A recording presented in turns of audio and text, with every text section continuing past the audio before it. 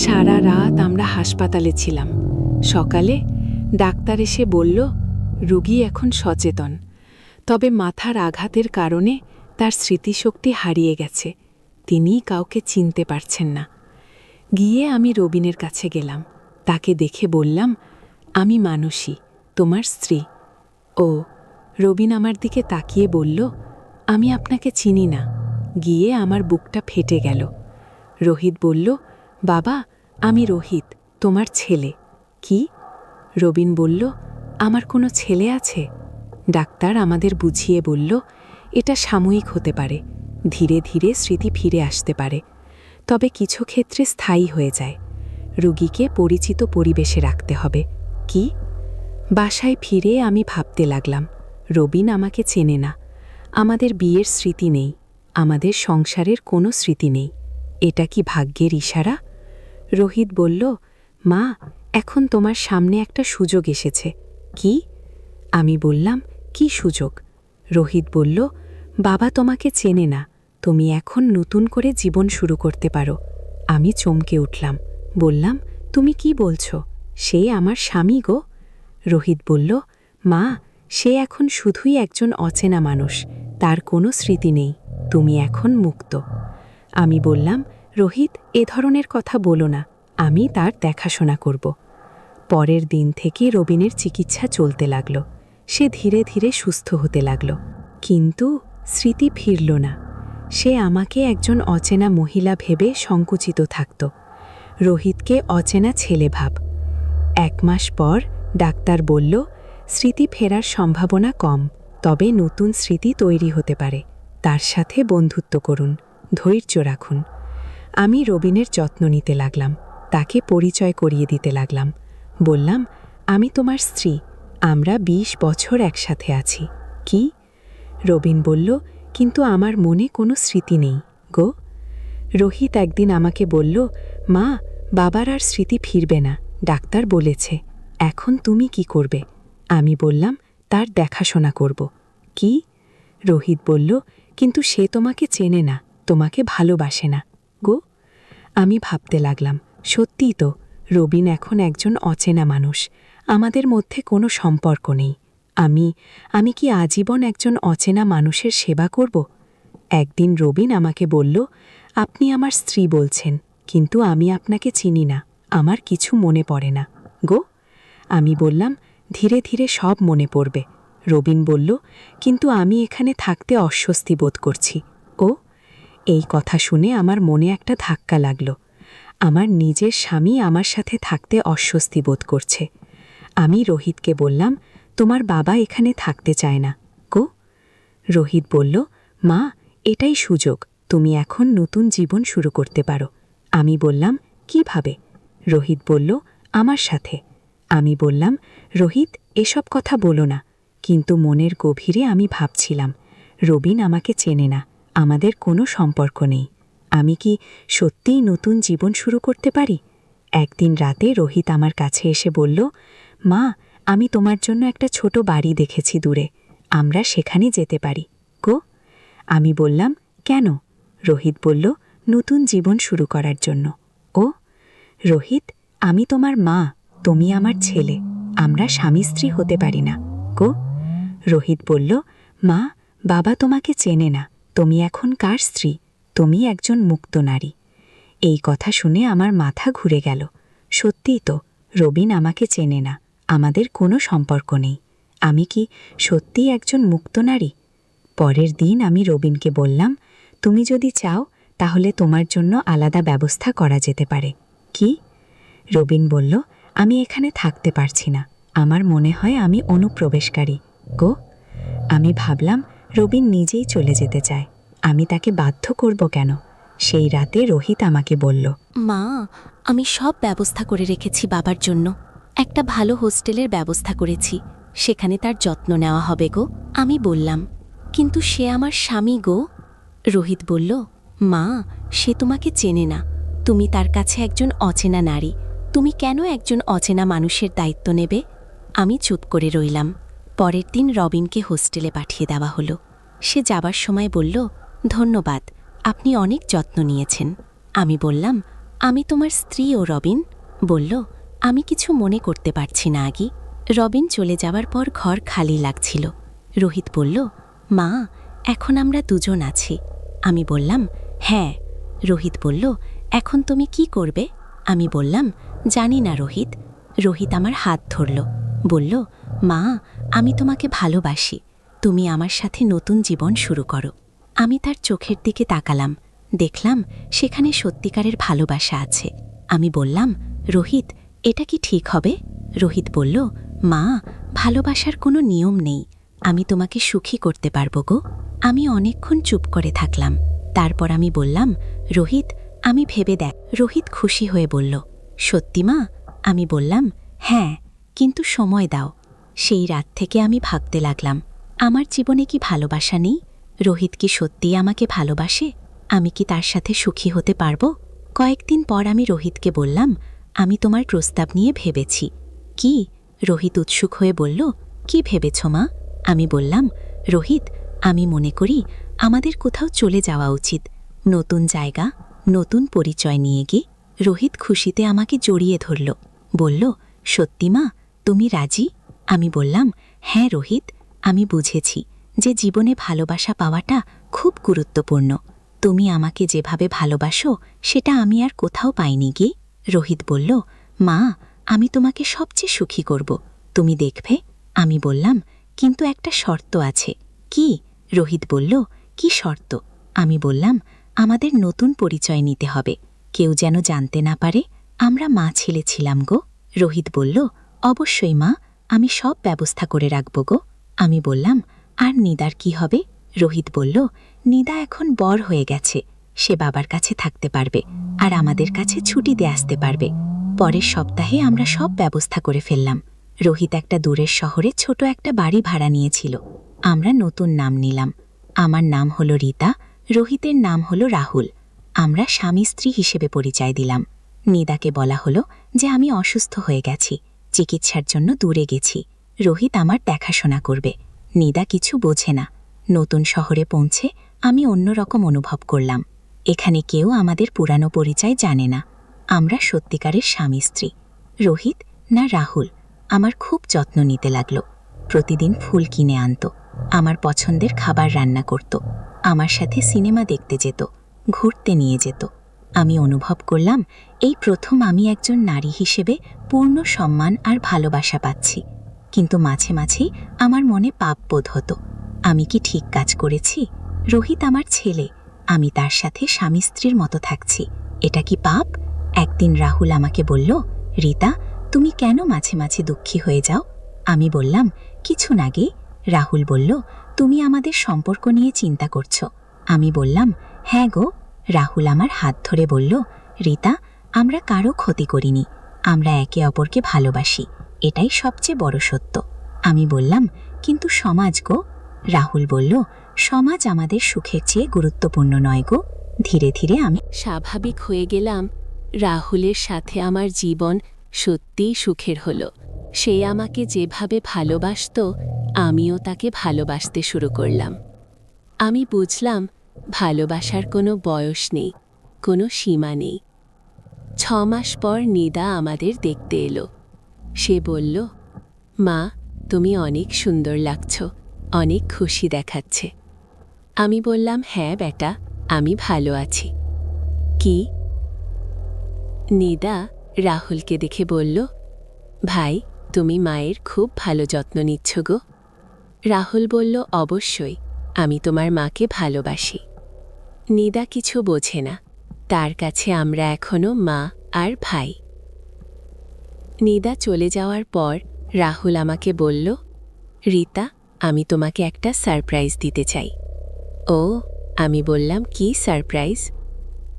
রাহুল একটা ছোট বাক্স বের করল। খুলে দেখি একটা সোনার আংটি। রাহুল বলল, রীতা, তুমি আমার স্ত্রী, কিন্তু আমাদের কোনো বিয়ের আংটি নেই কে? আমি অভিভূত হয়ে গেলাম। রাহুল আমার হাতে আংটি পরিয়ে দিল, বলল, এখন তুমি সম্পূর্ণভাবে আমার। ও, আমি কেঁদে ফেললাম। এত ভালোবাসা, এত যত্ন, আমি জীবনে এমনটা আশা করিনি। রাহুল আমার চোখের জল মুছিয়ে দিয়ে বলল, তুমি কাঁদছ কেন? আমি বললাম, খুশির কান্না গো। 1 বছর পর আমাদের কাছে একটা খবর এলো, রবিনের মৃত্যু হয়েছে, হার্ট অ্যাটাক। আমি শুনে কিছুক্ষণের জন্য দুঃখ পেলাম, তবুও সে আমার স্বামী ছিল। কিন্তু রাহুল বলল, এখন তুমি সম্পূর্ণ মুক্ত। রবিনের মৃত্যুর খবর শুনে আমার মনে হল এটা ভাগ্যের খেলা। যদি রবিনের স্মৃতিশক্তি ফিরে আসত, তাহলে আমি আজ এই সুখী জীবন পেতাম না। 2 বছর পর আমি আর রাহুল আসল কাগজপত্র দিয়ে বিয়ে করলাম। নতুন পরিচয়। কেউ জানো না আমাদের আসল সম্পর্ক কী ছিল। আমরা এখন রীতা আর রাহুল দাস, সুখী দম্পতি। নিদা এখন কলেজে পড়ে, মাঝে মাঝে আমাদের দেখতে আসে। সে ভাবে আমি আর রাহুল দাদা আলাদা আলাদা মানুষ, যারা পরে বিয়ে করেছি। সে খুব খুশি যে আমি সুখী। আজ আমার বয়স 41 বছর, রাহুলের 23 বছর। বয়সের পার্থক্য আছে, কিন্তু ভালোবাসায় কোনো পার্থক্য নেই। আমরা একে অপরকে গভীরভাবে ভালোবাসি। মাঝে মাঝে আমি ভাবি আমি কি ঠিক কাজ করেছি, কিন্তু তখনই রাহুলের ভালোবাসা দেখে আমার সব সন্দেহ দূর হয়ে যায়। আমি এখন সত্যিকারের সুখী। আমার জীবনে প্রথমবার পূর্ণতা এসেছে। রাহুল প্রতিদিন আমাকে বলে, রীতা তুমি আমার সব কিছু। ও আমিও বলি, তুমিও আমার সব কিছু। আমরা জানি আমাদের এই সম্পর্ক সমাজে গ্রহণযোগ্য নয়, কিন্তু আমরা কারো ক্ষতি করিনি। আমরা শুধু একে অপরকে ভালোবেসেছি। কিন্তু গল্পের এখানেই শেষ নয়। একটা বড় রহস্য বাকি আছে, যেটা আমি এতদিন গোপন করে রেখেছিলাম। আসলে রোহিত আমার আসল ছেলে নয়। আমি যখন রবিনকে বিয়ে করি, তখন রোহিত ছিল রবিনের প্রথম স্ত্রীর ছেলে। তার প্রথম স্ত্রী মারা গিয়েছিল যখন রোহিতের বয়স 5 বছর। আমি রোহিতকে নিজের ছেলের মতো মানুষ করেছি। কিন্তু রোহিত সত্য জানত। সে জানত আমি তার সৎমা। তাই তার পক্ষে আমাকে একজন নারী হিসেবে ভালোবাসা সম্ভব হয়েছিল। আর আমিও যখন এই সত্য জানতে পারলাম, তখন আমার মনের সব বাধা দূর হয়ে গেল। এই রহস্য আমি কাউকে বলিনি, এমনকি নিদাকেও না। নিদা আমার নিজের মেয়ে, কিন্তু রোহিত আমার সৎ ছেলে ছিল। তাই আমি এখন নিশ্চিন্তে বলতে পারি আমি কোনো পাপ করিনি। আমি শুধু ভালোবাসাকে গ্রহণ করেছি। একজন মানুষ যে আমাকে মায়ের মতো ভালোবাসত, পরে নারী হিসেবেও ভালোবাসতে শুরু করলো। আর আমিও তাকে ছেলের মতো ভালোবেসে পরে একজন পুরুষ হিসেবে ভালোবাসতে শুরু করলাম। আমাদের এই ভালোবাসার গল্পটি অস্বাভাবিক, কিন্তু মিথ্যা নয়। আমরা দুজনে দুজনের জন্য। আমাদের বয়সের পার্থক্য, আমাদের অতীতের সম্পর্ক, কিছুই আমাদের ভালোবাসার পথে বাধা হতে পারেনি। আজ আমরা 3 বছর ধরে স্বামী স্ত্রী হিসেবেই থাকছি। আমি কখনো এত সুখী ছিলাম না। রাহুল আমার সব স্বপ্ন পূরণ করেছে। আমি একজন পূর্ণ নারী হিসেবে জীবনযাপন করছি। মাঝে মাঝে আমি ভাবি, যদি রবিনের স্মৃতিশক্তি ঠিক থাকত, যদি সে আমাকে চিনত, তাহলে কি আমি এই সুখ পেতাম? হয়তো না। কিন্তু ভাগ্য আমার পক্ষে ছিল। আমার গল্প এখানেই শেষ। একটা অস্বাভাবিক ভালোবাসার গল্প, একটা সৎমা আর সৎ ছেলের ভালোবাসার গল্প, যেটা শুরু হয়েছিল পারিবারিক ভালোবাসা দিয়ে, শেষ হয়েছে দাম্পত্য ভালোবাসায়। আমি জানি অনেকে আমাদের বিচার করবে, অনেকে বলবে এটা ভুল, কিন্তু আমি বলবো ভালোবাসার কোনো নিয়ম নেই।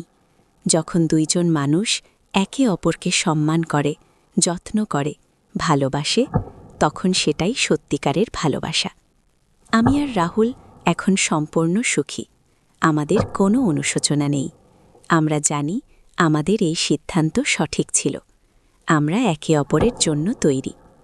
এই গল্পের মাধ্যমে আমি বলতে চাই, জীবনে ভালোবাসা পাওয়া খুব কঠিন।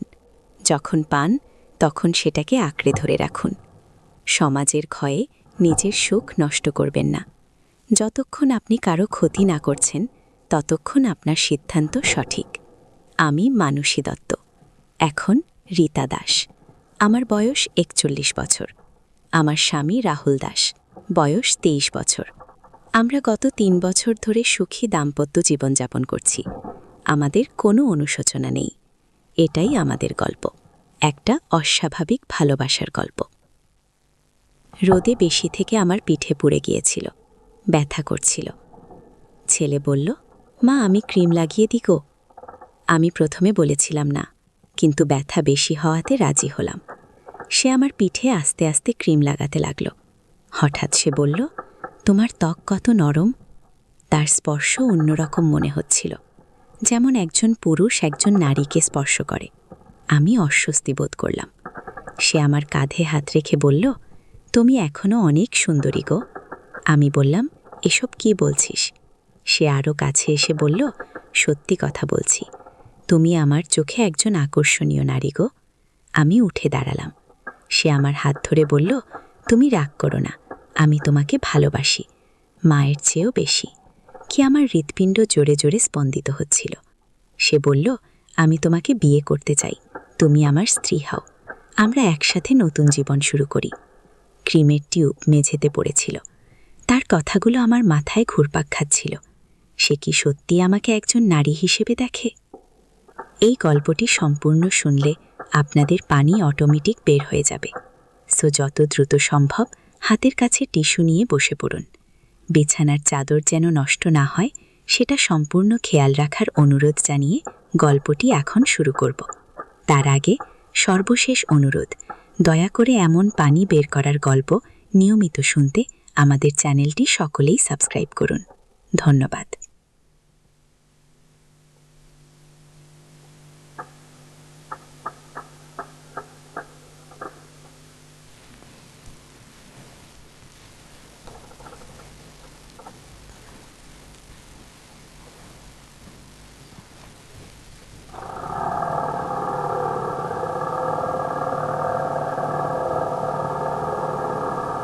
হ্যালো বন্ধুরা, আমার নাম মানসী দত্ত। আমার বয়স ৩৯ বছর। আমার স্বামীর নাম রবিন দত্ত, বয়স ৫২ বছর। আমাদের ২ সন্তান, রোহিত আর নিদা। রোহিত ২১ বছর বয়সী, ইউনিভার্সিটিতে পড়ে। নিদা ১৪ বছর বয়সী, হাই স্কুলে যায়। আজকে যে ঘটনাটি আপনাদের বলতে যাচ্ছি সেটি গত সপ্তাহে ঘটেছিল আমাদের পুরানো বাড়িতে। রবিন অফিসের কাজে কলকাতায় গেছে, নিদা তার বন্ধুর বাসায় থাকতে গেছে। আমি আর রোহিত একা বাসায়। সকাল থেকেই আমার শরীর খারাপ লাগছিল, জ্বর জ্বর ভাব, মাথা ব্যথা। রোহিত বলল, মা তুমি বিশ্রাম নাও, আমি সব কাজ করে দেব গো। আমি শুয়ে পড়লাম।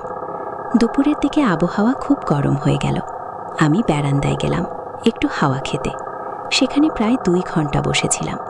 রোদের তাপে আমার পিঠ পুড়ে গেল। যখন ঘরে ফিরলাম দেখলাম পিঠ লাল হয়ে গেছে, জ্বালা করছে। রোহিত দেখে বলল, মা তোমার পিঠ তো পুড়ে গেছে, ক্রিম লাগাতে হবে। আমি বললাম, না আমি নিজেই লাগিয়ে নেব। কিন্তু পিঠে হাত পৌঁছানো যাচ্ছে না, ব্যথা বাড়তে থাকলো। রোহিত বলল, মা আমি সাহায্য করি, এমনিই ব্যথা পেয়ে বসে আছো। অগত্যা রাজি হলাম। রোহিত প্রথমে খুব সাবধানে ক্রিম লাগাতে শুরু করল। তার হাত ঠান্ডা ছিল, আরাম লাগছিল। ধীরে ধীরে ব্যথা কমতে শুরু করল। তখনই সে বলল, তোমার ত্বক কত নরম মা। আমি বললাম, হ্যাঁ বয়স হলেও এখনও ত্বক ভালো আছে। কিন্তু তার স্পর্শে কেমন যেন অন্যরকম একটা অনুভূতি হচ্ছিল। রোহিত আমার কাঁধে হাত রেখে বলল, মা তুমি সত্যিই অনেক সুন্দর। আমি চমকে গেলাম, এভাবে কথা বলছে কেন? আমি বললাম, কি বলছিস রোহিত, আমি তোর মা। ও সে বলল, জানি মা, কিন্তু সত্যি কথা হলো তুমি আমার চোখে একজন সুন্দর নারী। আমার মাথা ঘুরে গেল, এসব কি বলছে? আমি উঠে দাঁড়াতে গেলাম।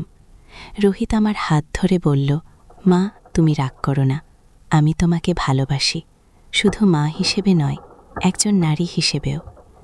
আমার হৃৎস্পন্দন বেড়ে গেল, এ কি বলছে? রোহিত আরও বলল, আমি তোমাকে বিয়ে করতে চাই মা, তুমি আমার স্ত্রী হও। আমি হতবম্ব হয়ে গেলাম। ক্রিমের টিউবটা মেঝে পড়ে গেল। রোহিতের কথাগুলো আমার মাথায় ঘুরপাক খাচ্ছিল। সে কি সত্যিই আমাকে একজন নারী হিসেবে দেখে? এ তো অসম্ভব। রোহিত, তুমি কি বলছ? আমি তোর মা, আমি চিৎকার করে বললাম। কিন্তু রোহিতও শান্তভাবে বলল, মা, আমি জানি এটা অদ্ভুত শোনাচ্ছে, কিন্তু আমি সত্যিই তোমাকে ভালোবাসি। তুমি এত সুন্দর, এত যত্নশীল। আমি চাই আমরা একসাথে নতুন জীবন শুরু করি। আমি দৌড়ে নিজের রুমে চলে গেলাম, দরজা বন্ধ করে দিলাম। বুকের ভেতর হৃদয় যেন ফেটে যাবে। এই কেমন কথা? রোহিত আমার নিজের ছেলে, সে কিভাবে এমন কথা বলতে পারে? সারা বিকেল আমি রুমে বসে ভাবলাম। রোহিতের কথাগুলো বারবার মনে আসছিল। সন্ধ্যার দিকে রোহিতও দরজায় নক করল। মা, খাবার তৈরি করেছি, এসো খাও। আমি বেরোলাম না, বললাম আমার খিদে নেই। রোহিত বলল, মা, আমি জানি তুমি রেগে আছো, কিন্তু আমি যা বলেছি সেটা আমার হৃদয়ের কথা। রাতের দিকে রবিন ফোন করল কলকাতা থেকে। কেমন আছো? রোহিত কেমন আছে? আমি বললাম ভালো আছি, রোহিতও ভালো। কিন্তু মনের ভেতর একটা ঝড় চলছিল। রবিনকে কি বলবো? রোহিতের কথাগুলো কি বলা উচিত, নাকি চুপ থাকা ভালো? পরের দিন সকালে রোহিত আমার জন্য চা বানিয়ে এনে দিল। বলল, মা, গতকাল যা বলেছি সেটা নিয়ে চিন্তা করো, আমি অপেক্ষা করব। আমি বললাম, রোহিত, তুমি যা বলছো সেটা ঠিক নয়। আমি তোমার মা, তুমি আমার ছেলে। আমাদের মধ্যে এমন সম্পর্ক হতে পারে না। রোহিত বলল, মা, সম্পর্কের সংজ্ঞা তো মানুষই তৈরি করেছে, ভালোবাসার কোনো নিয়ম নেই। আমি তোমাকে যেভাবে ভালোবাসি সেটা সাধারণ মায়ের প্রতি ছেলের ভালোবাসা নয়। আমি বললাম, এসব কথা আর বলো না, এ কথা আর কখনো উঠবে না। কিন্তু রোহিত থামল না। প্রতিদিন কোনো না কোনোভাবে বিষ্ঠাটা নিয়ে আসতো। কখনো আমার জন্য ফুল নিয়ে আসতো, কখনো বিশেষ খাবার রান্না করত, কখনো আমার কাছে বসে হাত ধরত। আমি বুঝতে পারছিলাম না কি করব। একদিন রাতে আমি দেখলাম রোহিত আমার রুমের সামনে দাঁড়িয়ে আছে। কি চাই? আমি জিজ্ঞেস করলাম। সে বলল, মা, আমি তোমার সাথে কথা বলতে চাই, গুরুত্বপূর্ণ কথা। আমি বললাম, রাতে নয়, কাল সকালে বলবে। রোহিত ঢুকে পড়ল, বলল, মা, আমি আর অপেক্ষা করতে পারছি না। আমি তোমাকে সত্যিই ভালোবাসি। তুমি যদি একবার আমার কথা ভেবে দেখো, তাহলে বুঝবে আমরা একসাথে কত সুখী হতে পারি। বললাম, রোহিত, তুমি পাগল হয়ে গেছো। আমি তোমার মা, এ কথা ভুলে যাও রোহিত। আমার কাছে এসে বলল, মা, আমি জানি এটা অদ্ভুত, কিন্তু বাবা তোমার যত্ন নেয় না, তিনি সারাক্ষণ কাজ নিয়ে ব্যস্ত। আমি তোমাকে সুখী করতে পারবো। খুকি খিলাম, বললাম, তোমার বাবার সম্পর্কে এভাবে কথা বলার অধিকার তোমার নেই। তিনি আমাদের ভালোবাসেন গো। কিন্তু মনের একটা কোণে আমি ভাবছিলাম, রোহিত কি সত্যিই ঠিক বলছে? রবিন কি আমার যথেষ্ট যত্ন নেয়? সে সারাক্ষণ কাজ নিয়েই থাকে, আমার সাথে সময় কাটায় না, কখনো রোম্যান্টিক কথা বলে না, আমাকে সুন্দর বলে না। হঠাৎ আমার মনে একটা ভয়ঙ্কর চিন্তা এলো। আমি কি রোহিতের কথায় প্রভাবিত হচ্ছি? এ কেমন মা আমি! নিজের ছেলের এমন কথায় আমি কেন ভাবছি? আমি রোহিতকে বললাম, তুমি এখনই বেরিয়ে যাও, আর কখনো এসব কথা বলবে না। খেহিত বলল, মা, আমি যাব, কিন্তু তুমি ভেবে দেখো আমি তোমাকে কত ভালোবাসি। সে চলে গেল। সারা রাত আমি ঘুমাতে পারলাম না। রোহিতের কথাগুলো বারবার মনে আসছিল।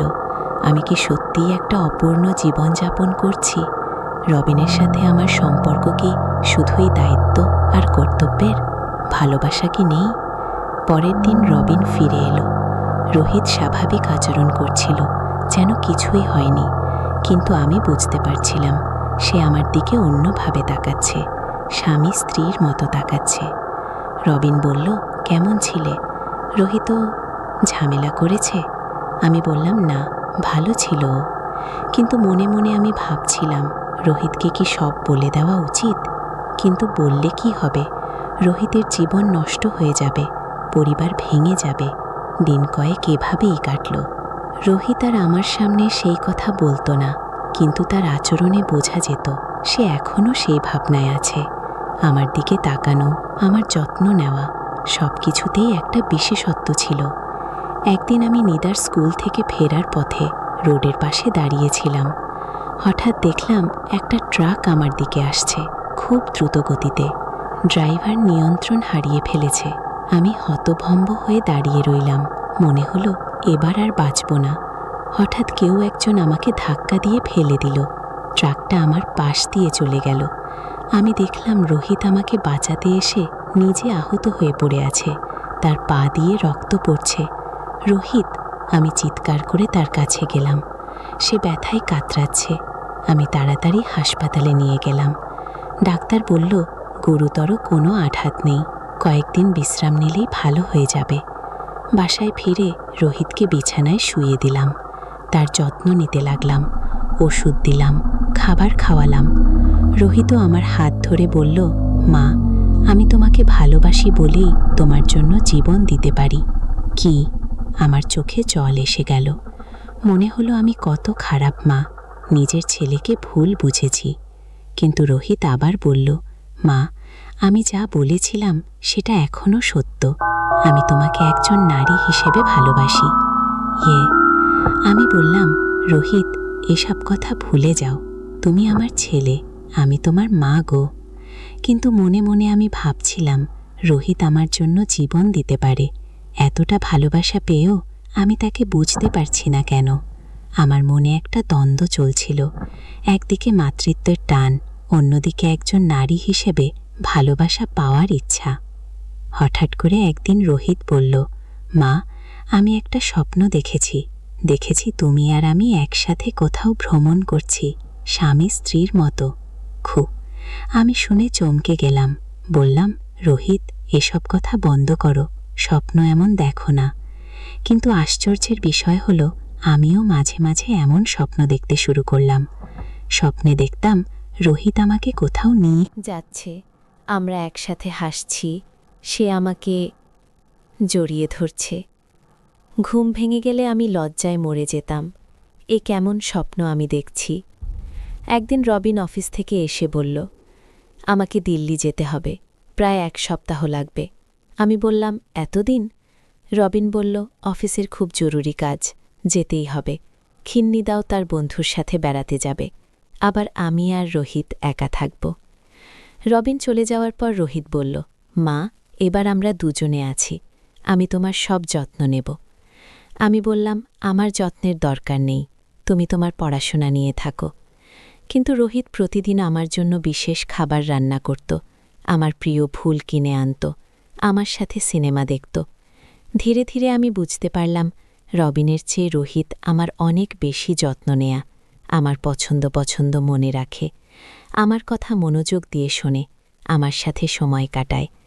আমি কি একজন স্ত্রী হিসেবে এই যত্ন আর ভালোবাসা পাওয়ার যোগ্য নই? একদিন রাতে আমি বারান্দায় বসে তারা দেখছিলাম। রোহিত এসে পাশে বসল। বলল, মা, তুমি কি ভাবছ? আমি বললাম, কিছু নাই রোহিত। বলল, আমি জানি তুমি আমার কথা ভাবছ, আমি যা বলেছি সেটা নিয়ে। আমি চুপ করে রইলাম। রোহিত আমার হাত ধরল, বলল, মা, আমি তোমাকে সত্যিই ভালোবাসি।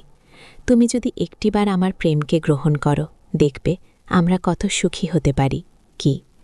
আমি হাত সরিয়ে নিলাম। বললাম, রোহিত, এসব বন্ধ করো। কিন্তু সেই রাতে আমার খুব খারাপ লাগছিল। রবিন কখনো আমাকে এভাবে ভালোবাসার কথা বলে না, কখনো রোমান্টিক কোনো কথা বলে না, আমার হাত ধরে বসে না। আমি কি একজন নারী হিসেবে এই ভালোবাসা পাওয়ার যোগ্য নই? পরের দিন সকালে রোহিত আমার জন্য বিশেষ নাস্তা বানিয়েছে। বলল, মা, তোমার জন্য তোমার প্রিয় পরোটা আর আলু ভাজি বানিয়েছি। আমি খেতে বসলাম। রোহিত পাশে বসে আমার খোঁজ নিচ্ছে, আরও নেবে, পানি লাগবে। এত যত্ন কেউ আমার নেয়নি। খাওয়ার পর রোহিত বলল, মা, চলো আজ পার্কে ঘুরতে যাই, অনেক দিন বেরোনি খেয়ে। আমি বললাম, না, ঘরে কাজ আছে। কি? রোহিত বলল, কাজ আমি করে দেব, তুমি একটু বিনোদন করো। অগত্যা রাজি হলাম। পার্কে গিয়ে দেখি রোহিত আমার জন্য আইসক্রিম কিনে এনেছে। বলল, তুমি আইসক্রিম খেতে ভালোবাসো। সত্যি, আমি আইসক্রিম খেতে ভালোবাসি, কিন্তু রবিন কখনো আমার এই পছন্দের কথা মনে রাখে না। পার্কে বসে রোহিত বলল, মা, তুমি এত সুন্দর, কিন্তু সব সময় চিন্তায় থাকো। আমি বললাম, আমার বয়স হয়ে গেছে, রোহিত আর সুন্দর কিছু নেই। কি? রোহিত বলল, না মা, তুমি ভুল বলছো, তুমি এখনো খুব সুন্দর, বাবা তোমার কদর করে না। কি? ঘরে ফিরে আসার পর রোহিত আমার জন্য চা বানিয়ে এনে দিল। বলল, মা, আমি তোমার সব দুঃখ দূর করে দিতে চাই। আমি বললাম, আমার কোনো দুঃখ নেই। কি? রোহিত বলল, আছে মা, তোমার চোখে দুঃখ দেখা যায়। ও, সেই রাতে আমি খুব অশান্তি বোধ করছিলাম। রোহিতের কথাগুলো সত্যি। আমার মনে অনেক দুঃখ জমে আছে। রবিনের সাথে আমার বিয়ের পর থেকেই আমি একা বোধ করি। সে আমার সাথে মন খুলে কথা বলে না, আমার অনুভূতির কদর করে না। পরের দিন রোহিত বলল, মা, আজ আমি তোমার জন্য কিছু বিশেষ রান্না করব। ও, বিকেলে দেখি সে আমার প্রিয় সব খাবার রান্না করেছে, মাছের ঝোল, ভাত, আলু পোস্ত। আমি অবাক হয়ে বললাম, এত কিছু করেছিস কেন? রোহিত বলল, তোমার জন্য। ও, খাওয়ার সময় রোহিত বলল, মা, আমি তোমাকে খুশি দেখতে চাই। আমি বললাম, আমি খুশি আছি। কি? রোহিত বলল, না, তুমি সত্যিকারের খুশি নও, বাবা তোমাকে খুশি রাখতে পারে না। কি? এই কথা শুনে আমার মনে একটা ঝড় উঠল। রোহিত কি ঠিক বলছে? রবিন কি সত্যি আমাকে খুশি রাখতে পারে না? আমি কি একটা অপূর্ণ জীবনযাপন করছি? রাতের দিকে রোহিত আবার আমার কাছে এসে বসল। বলল, মা, আমি তোমাকে একটা প্রস্তাব দিতে চাই। আমি বললাম, কি প্রস্তাব রোহিত? রোহিত বলল, আমরা দূরে কোথাও চলে যাই, একসাথে নতুন জীবন শুরু করি। আমি চমকে উঠলাম। বললাম, তুমি কি বলছো? আমাদের সংসার আছে, নিদা আছে, তোমার বাবা আছে। রোহিত বলল, বাবা তোমাকে ভালোবাসে না মা, আর নিদা এখন বড় হয়ে গেছে, সে নিজেই নিজের যত্ন নিতে পারবে। আমি বললাম, রোহিত, তুমি পাগল হয়ে গেছ। আমি তোমার মা, তুমি আমার ছেলে, এভাবে কথা বলো না। রোহিত বলল, মা, তুমি যদি একবার আমার ভালোবাসাকে গ্রহণ করো, তাহলে বুঝবে আমি তোমাকে কত সুখী করতে পারি। সেই রাতে আমি আর ঘুমাতে পারলাম না। রোহিতের কথাগুলো বারবার মনে আসছিল। আমি কি সত্যিই একটা অসুখী জীবনযাপন করছি? রবিনের কাছে কি আমার কোনো দাম নেই? আমি কি একজন নারী হিসেবে ভালোবাসা পাওয়ার যোগ্য নই? পরের দিন সকালে আমি মনে মনে ঠিক করলাম, রোহিতের সাথে পরিষ্কার কথা বলবো। আমি তার কাছে গেলাম, বললাম, রোহিত, আমাদের কথা বলা দরকার। রোহিত বলল, হ্যাঁ মা, বল। আমি বললাম, তুমি যা যা বলেছ সেগুলো আমি বুঝতে পারছি। হতে পারে তোমার মনে সত্যিই আমার প্রতি বিশেষ অনুভূতি আছে, কিন্তু এটা ঠিক নয়। আমি তোমার মা। রোহিত বলল, মা, কিন্তু আমি তোমাকে একজন নারী হিসেবেই ভালোবাসি। আমি বললাম, রোহিত, ভালোবাসা অনেক ধরনের হয়। মা ছেলের ভালোবাসা, স্বামী স্ত্রীর ভালোবাসা, ভাই বোনের ভালোবাসা। তুমি আমার প্রতি যে অনুভূতি রাখো সেটা মা ছেলের ভালোবাসা। রোহিত বলল, না মা, আমার অনুভূতি অন্যরকম। হঠাৎ করে ঘরের বাইরে গাড়ির আওয়াজ পেলাম। জানালা দিয়ে তাকিয়ে দেখি রবিন ফিরে এসেছে। এত তাড়াতাড়ি? আমি রোহিতকে বললাম, তোমার বাবা এসে গেছে। রোহিতও বলল, এত তাড়াতাড়ি কেন? আমি বললাম, জানি না। রবিন ঘরে ঢুকে বলল, কাজ তাড়াতাড়ি শেষ হয়ে গেছে, তাই ফিরে এলাম। আমি বললাম, ভালো হয়েছে খুব। রোহিতকে দেখে বলল, তুমি কেমন আছো বাবা? রোহিত বলল, ভালো আছি বাবা। রাতে রবিনের সাথে খাবার খেতে বসে আমি ভাবছিলাম, রোহিতের কথাগুলোর কোনো সত্যতা আছে কি? রবিন কি সত্যিই আমার যত্ন নেয় না? সে আমার দিকে তাকিয়ে বলল, কি ভাবছ? আমি বললাম, কিছু নাই। খাওয়ার পর রবিন বলল, আমি খুব ক্লান্ত, তাড়াতাড়ি ঘুমাতে যাব। আমি বললাম, হ্যাঁ যাও। আমি ভাবলাম, রোহিত ঠিকই বলেছিল। রবিন আমার সাথে কথা বলার সময় নেয় না, আমার অনুভূতি জানার চেষ্টা করে না। পরের দিন রোহিত আমাকে ইশারায় বলল, মা, আমার কথাগুলো মনে রেখো। আমি মাথা নেড়ে বললাম, নাকি। কিন্তু মনের গভীরে আমি জানতাম রোহিতের কথাগুলো আমাকে প্রভাবিত করেছে। দিন কয়েক পর রবিন আবার অফিসের কাজে বাইরে গেল, এবার চট্টগ্রাম। আমি আর রোহিত আবার একা। রোহিত বলল, মা, এবার আমরা আমাদের কথা শেষ করি। আমি বললাম, কি কথা? রোহিত বলল, আমার প্রস্তাবের কথা। আমি বললাম, রোহিত, আমি তোমাকে পরিষ্কার বলে দিয়েছি, আমি তোমার মা, তুমি আমার ছেলে, এর বাইরে কিছু ভাবা যাবে না। রোহিত বলল, মা, কিন্তু তুমি কি সুখী? তোমার কি মনে হয় না যে তুমি আরও ভালো জীবন পেতে পারতে? এই প্রশ্নে আমি চুপ হয়ে গেলাম। সত্যি কথা বলতে কি, আমি সুখী নই। রবিনের সাথে আমার বিয়ে হয়েছিল পারিবারিক সিদ্ধান্তে। আমাদের মধ্যে তেমন ভালোবাসা ছিল না, শুধু দায়িত্ব আর কর্তব্য। রোহিত আমার চুপ থাকা দেখে বুঝে গেল। সে বলল, মা, তুমি নিজের কাছে সৎ হও। তুমি কি একটা পূর্ণ জীবন যাপন করছো? আমি বললাম, জীবনের সব কিছু পাওয়া যায় না রোহিত। রোহিত বলল, কেন পাওয়া যাবে না? তুমি এখনও তরুণী, সুন্দর, তোমার ভালোবাসা পাওয়ার অধিকার আছে। আমি বললাম, রোহিত, তুমি যা বলছো সেটা সমাজে গ্রহণযোগ্য নয়। রোহিত বলল, সমাজ কি বলবে সেটা ভেবে তুমি তোমার জীবন নষ্ট করবে? আমি অবাক হয়ে তার দিকে তাকালাম। এত বুদ্ধিমত্তার সাথে কথা বলছে। আমি বললাম, কিন্তু এটা ভুল রোহিত। রোহিত বলল, মা, যদি আমি তোমাকে সুখী করতে পারি তাহলে সেটা কিভাবে ভুল? যদি আমি তোমার সব দুঃখ দূর করতে পারি তাহলে সেটা কেন অন্যায়? আমার মাথা মাথা ঘুরে গেল। রোহিতের কথাগুলো অদ্ভুত যুক্তিসঙ্গত মনে হচ্ছে। সেই মুহূর্তে হঠাৎ করে দরজার বেল বেজে উঠল। আমি দৌড়ে গিয়ে দরজা খুললাম। দেখি পুলিশ দাঁড়িয়ে আছে। আমার হৃৎস্পন্দন বেড়ে গেল। একজন পুলিশ বলল, আপনি কি মানসী দত্ত? আমি বললাম, হ্যাঁ। পুলিশ বলল, আপনার স্বামী রবিন দত্তের একটা দুর্ঘটনা হয়েছে। তাকে হাসপাতালে নেওয়া হয়েছে। কেউ আমার মাথায় বাজ পড়ে গেল। রোহিত দৌড়ে এসে বলল, কি হয়েছে বাবার? পুলিশ বলল, গাড়ি দুর্ঘটনা, অবস্থা গুরুতর, তাড়াতাড়ি হাসপাতালে আসুন। আমরা দৌড়ে হাসপাতালে গেলাম। ডাক্তার বলল, রোগীর অবস্থা খুবই খারাপ, মাথায় গুরুতর আঘাত পেয়েছে গিয়ে। আমি কেঁদে ফেললাম।